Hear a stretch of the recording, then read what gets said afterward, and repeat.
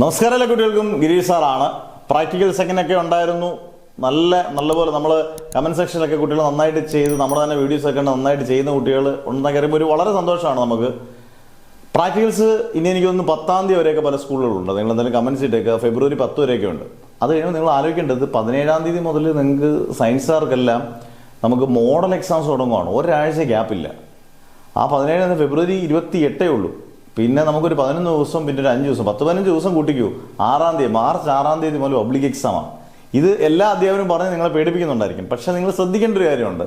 പ്രാക്ടിക്കൽസിൻ്റെ ഇടയിലും വലിയ ചാപ്റ്ററുകൾ നമ്മളൊരു സ്റ്റഡി ടൈം ടേബിൾ ഉണ്ടാക്കി നിങ്ങൾക്ക് ഉറപ്പായിട്ട് തരും. നിങ്ങൾക്ക് വേണോ എന്നുള്ളത് കൃത്യമായിട്ട് പറയുക. എല്ലാ വർഷവും ഉണ്ടാക്കി കൃത്യമായിട്ട് ഏതൊക്കെ വിഷയം ഏതൊക്കെ സമയത്ത് പഠിക്കണം എന്നുള്ളത് തരും.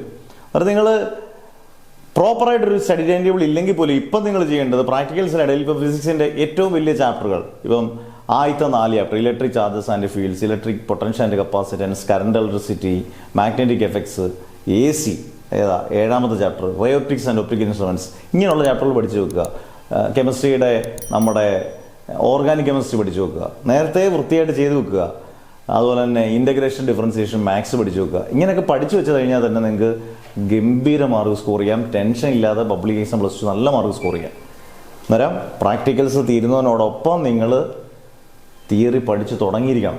അല്ലെങ്കിൽ നമുക്ക് ചെറിയ പണി കിട്ടാനുള്ള ചാൻസ് ഉണ്ട്. ക്വസ്റ്റ്യൻ പാറ്റേണൊക്കെ ടഫാക്കാനേ സാധ്യതയുള്ളൂ. എളുപ്പമാക്കാനുള്ള സാധ്യത വളരെ കുറവാണ്. എന്തായാലും ബാക്കിയുള്ള സ്റ്റഡി ടൈം ടേബിൾ വേണോ, ബാക്കിയുള്ള വീഡിയോസൊക്കെ വേണോ എന്നുള്ളത് നിങ്ങൾ എന്തായാലും കമൻറ്റ് ഇട്ടേക്കുക. ആദ്യമായിട്ട് കാണുന്നവരൊന്ന് സബ്സ്ക്രൈബ് ചെയ്തേക്കുക. അടിപൊളിയായിട്ട് പഠിക്കുക. പ്രാക്ടിക്കൽസൊക്കെ ഫുൾ മാർക്ക് കിട്ടട്ടെ എന്ന് പ്രാർത്ഥിച്ചുകൊണ്ട് മാഷ് നിർത്തുന്നു. Never ever give up.